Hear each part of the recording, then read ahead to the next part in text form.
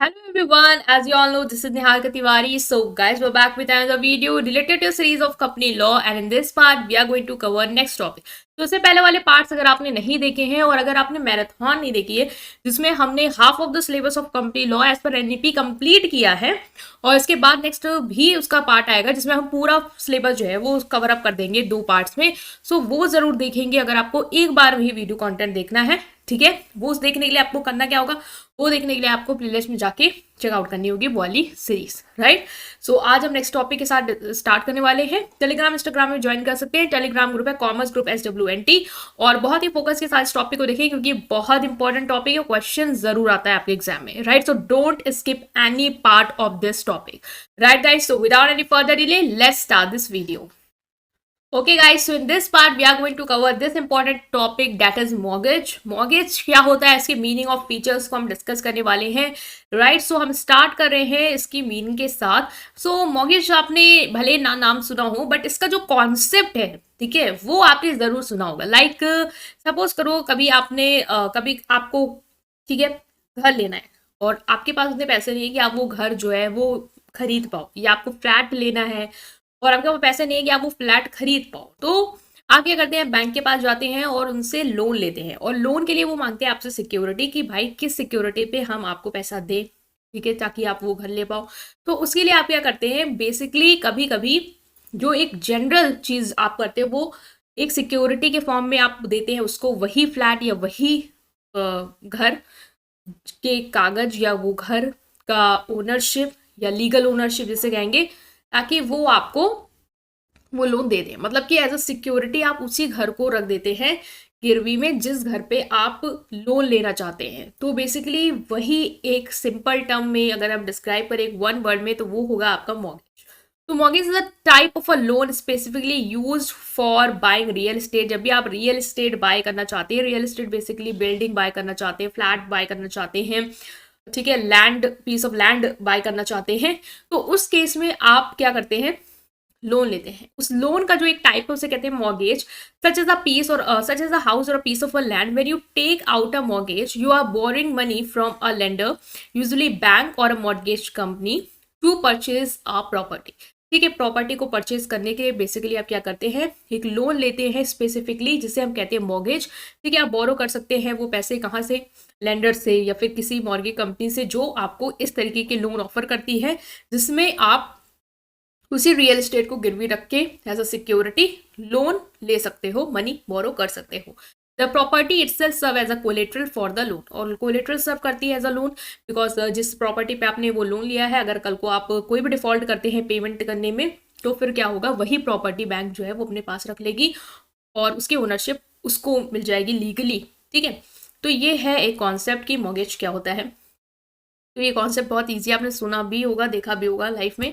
तो नेक्स्ट आता है फीचर्स क्या है। Mortgage is a type of loan, आपने समझ लिया, एक तरीके का लोन है जो आप कब यूज करते हो, जब आप कोई रियल एस्टेट परचेज करना चाहते हो और एज अ सिक्योरिटी वही रियल एस्टेट बैंक के पास या जिससे भी आप लोन ले रहे हो उसके पास उसको गिरवी रख देते हो। तो फीचर्स क्या है, बेसिकली लोन एग्रीमेंट होती है।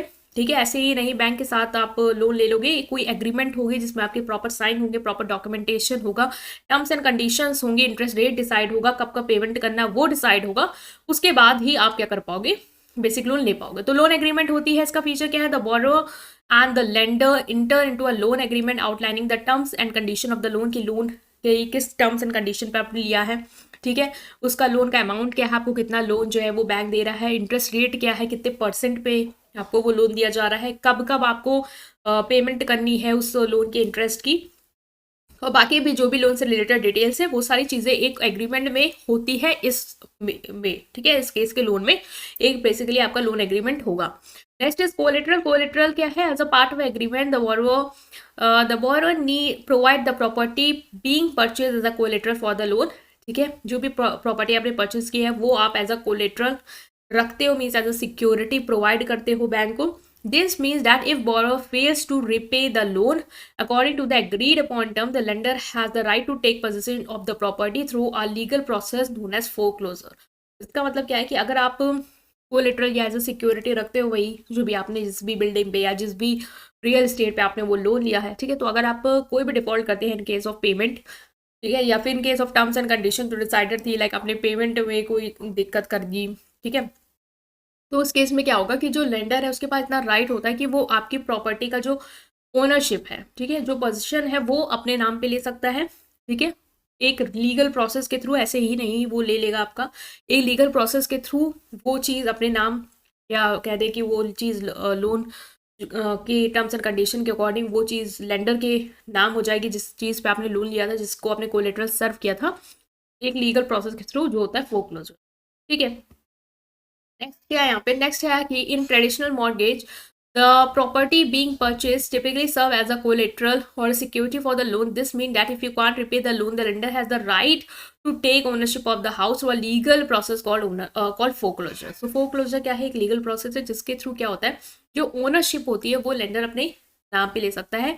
कब लेगा उस ownership को, जिस केस में, वो वही होगा जब आप डिफॉल्ट कर दो, जब आप पैसे नहीं पे कर पा रहे हो, भाई वो उसको इंटरेस्ट चाहिए था ना, उसे तो एग्रीमेंट में उसने आपको लोन दिया, अगर आप उसका इंटरेस्ट नहीं पे कर रहे हो, ठीक है, आपकी जो भी चीज़ें हैं वो बाउंस हो रही हैं, चेक वगैरह, तो उस केस में क्या होगा कि वो इतना राइट रखता है कि आपको पहले तो हो सकता है वो नोटिस दे कि आप डिफॉल्ट जो कर रहे हो उसको ठीक करो, आपको वो वार्निंग देगा, राइट। उसके बाद फिर क्या है, जो भी ओनरशिप का टाइटल है वो अपने नाम पे वो करा लेगा वो हाउस का, एक लीगल प्रोसेस के थ्रू, जिसे कहते हैं फोरक्लोजर। तो ट्रेडिशनल मॉर्गेज में यही होता है कि जो प्रॉपर्टी आप परचेस करते हो उसको ही कोलेटरल की तरह रखते हो, एज अ सिक्योरिटी रखते हो।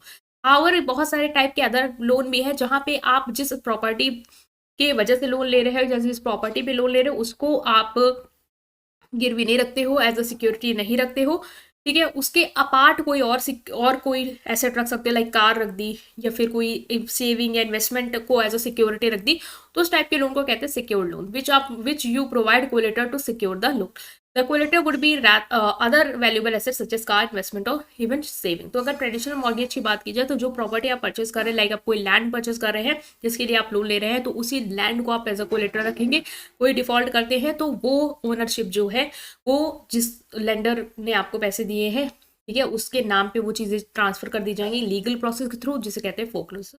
और बाकी टाइप ऑफ लोन जो है होते हैं जिसे कहते हैं सिक्योर्ड लोन। उसमें क्या होता है कि आप जिस पे लोन ले रहे हो, लाइक जिस चीज़ के लिए लोन ले रहे हो उसको एज अ सिक्योरिटी रखने की जरूरत नहीं होती, आप किसी और चीज़ को एज अ सिक्योरिटी रख सकते हो, लाइक कार या फिर इन्वेस्टमेंट और सेविंग।